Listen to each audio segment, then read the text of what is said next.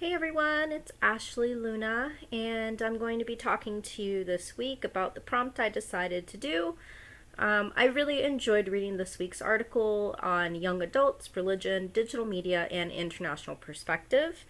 The article discussed some interesting topics, but one phrase stood out to me the most, and that was when the article was talking about various works and various volumes that have been created discussing the rise of digital culture and media, especially in regards to religion. And I found that there was something lacking, and it was something the authors also pointed out as well. And that has been that there has been no works produced that specifically consider the impact of the present day digital and social media environment on the religious and spiritual outlooks of present day young adults. So this week I have decided to address that statement as my prompt. So essentially, how does social media and digital media affect the lives of religious and spiritual use? So as much as I love our school and I love my religion, I do find learning about different theologies to be fascinating. So I think that digital media are a great resource for young adults to learn about their religion and also explore other religions. I believe in diversity and inclusion and see the benefit that learning from others brings. Social media is a great way to learn and see through the world. See the world through another's perspective. So, for example, social media came to the rescue when prior administration had enacted a Muslim travel ban in 2017, which unfortunately many Americans translated this into a complete Muslim ban. And because of this, unfortunately, hate crimes and violent attacks on Muslims increased, and people were using social media and had created posts and events in an attempt to stand in solidarity with those affected.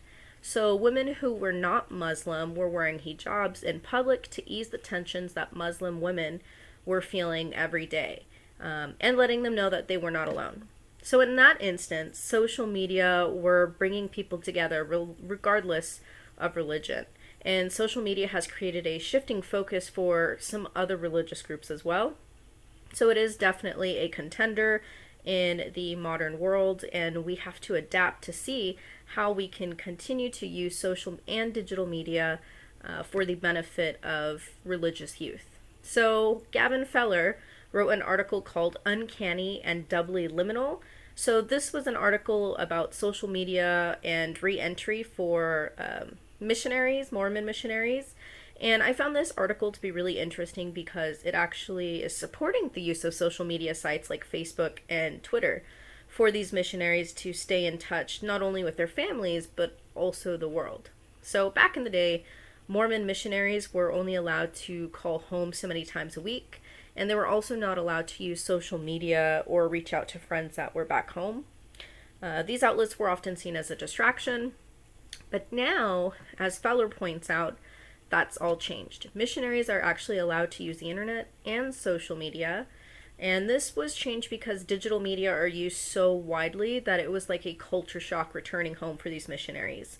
They felt so out of touch and they felt like they lived in another time, and there were simple communications that may have been created or formed when they were serving their mission and then they came back, and then all of a sudden they have no idea what people are talking about or what cultural references people are referring to.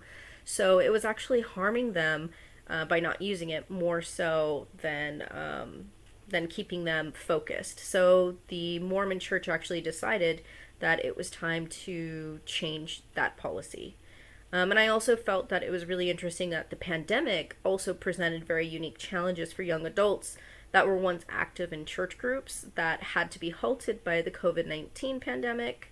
And the answer for a lot of youths was using social and digital media to stay connected and to still have their youth group meetings and their Bible studies. And so social media has been a very positive resource for many religions, and many youth in religions are wanting to learn more about different theologies as well. But I do have to say that one possible negative effect of social media, when in regards to like religion, I would have to say it'd be humble bragging. So, for those not familiar with humble bragging, it's essentially bragging and boasting about one's accomplishments, which are usually charitable, in order to earn the favor of others and to feel good about oneself as well. So, this has been coined in the Good Glow book by author John Dean, and he says people often commit charitable acts because of the praise they tend to get afterwards, and what once became a genuine task is now only being done for likes. So the Moberg article, the one on religion, social media, and youths, actually discussed how research that has been performed on religions and digital media tend to have an Anglocentric bias. So I think it'd be really great in the future to see how social and digital media affect other youth from different cultures and religions. And that was my prompt for this week. Thanks.